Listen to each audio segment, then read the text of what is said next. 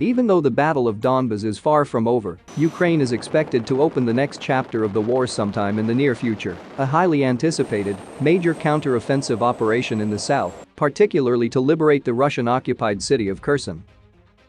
Experts across the world agree that retaking Kherson is the most feasible way for Ukraine to score a major victory over Russia and turn the tide of the war. As part of a counter-offensive operation, Ukraine would likely seek to block the occupied city, cut the Russian garrison off from supplies and reinforcements, and hold the blockade until Russia surrenders.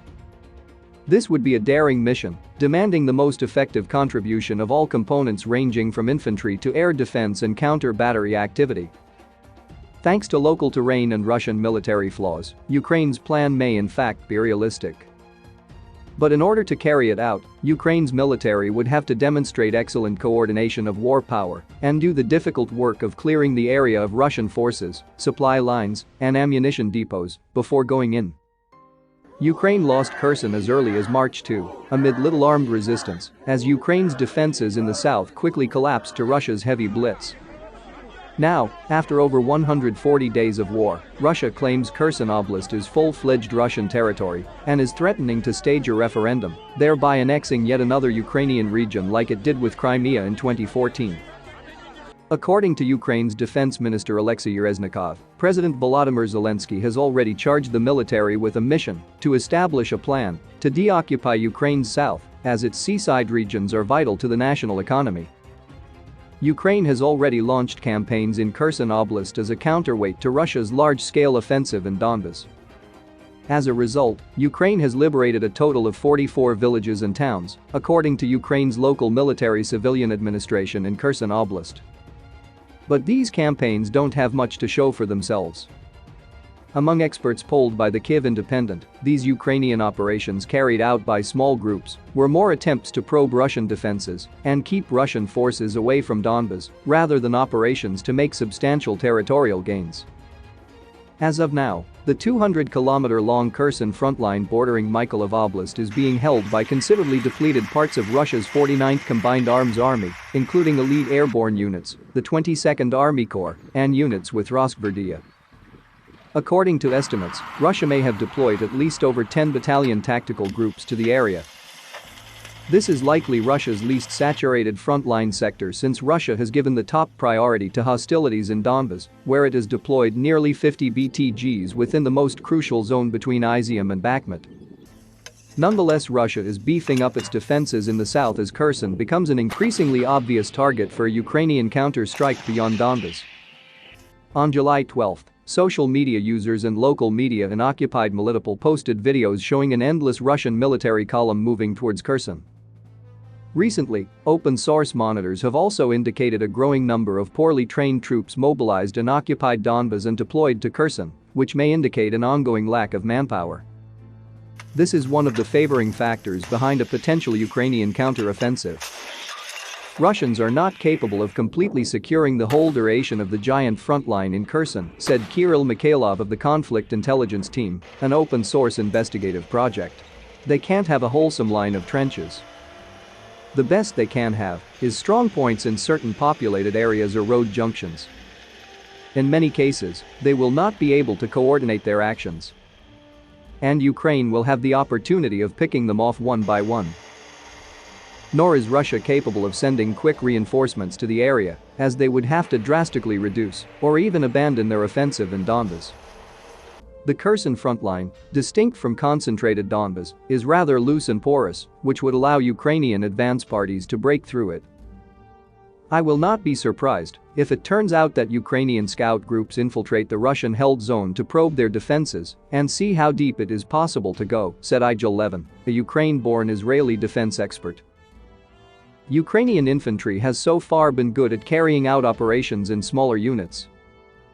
Advancing Ukrainians should avoid over-concentrating and move forward as company-based units saturated with man-portable anti-aircraft systems to work against Russian close support aircraft, Levin believes.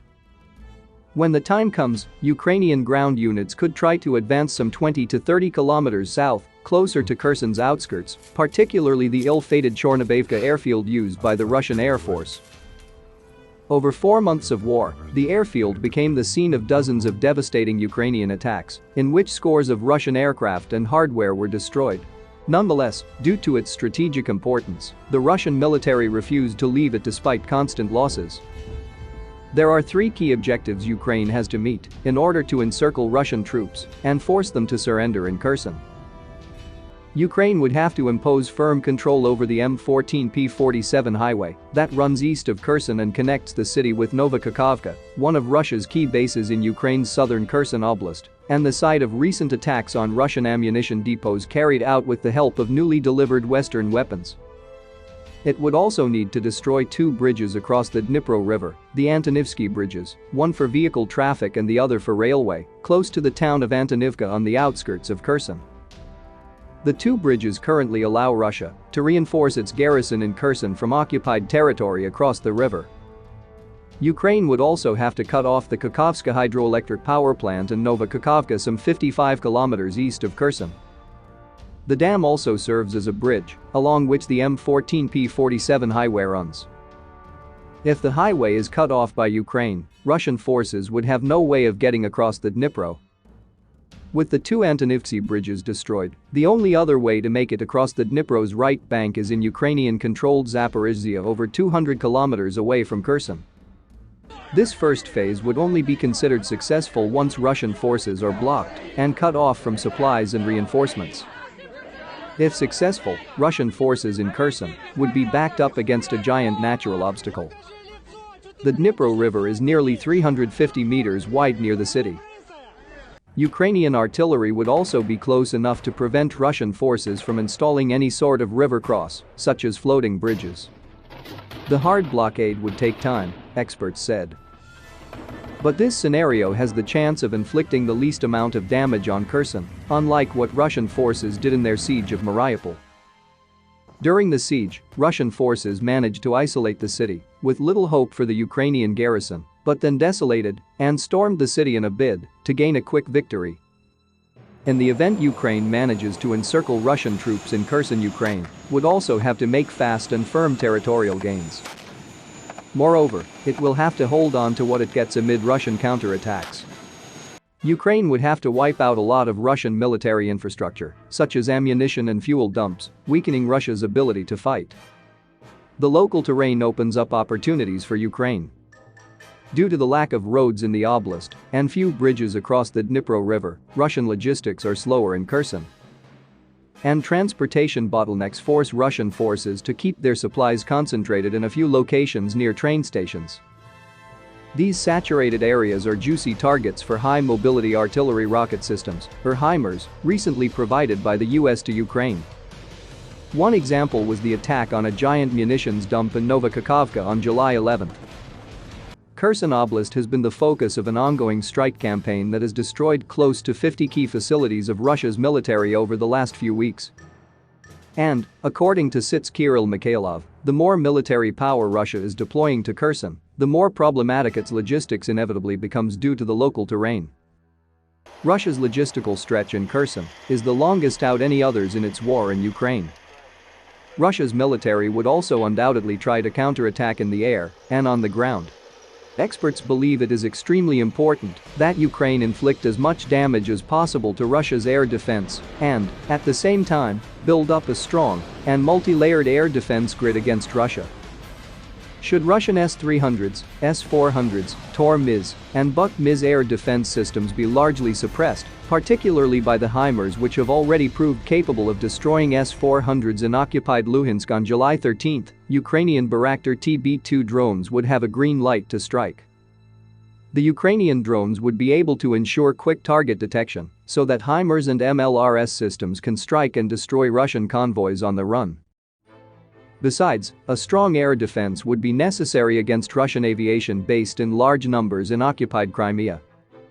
In general, a successful operation of this kind would require several fully equipped and strong infantry brigades enjoying very strong air cover and strong counter-battery capabilities against Russian tubed and rocket artillery.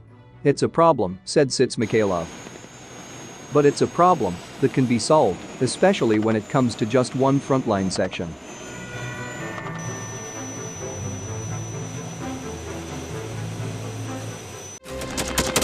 Thanks for watching, and don't forget to subscribe.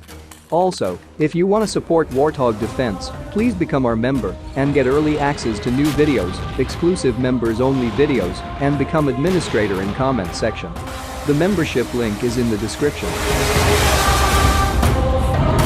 Rescues every day. We had a guy last week at 6 rescues in 6 days.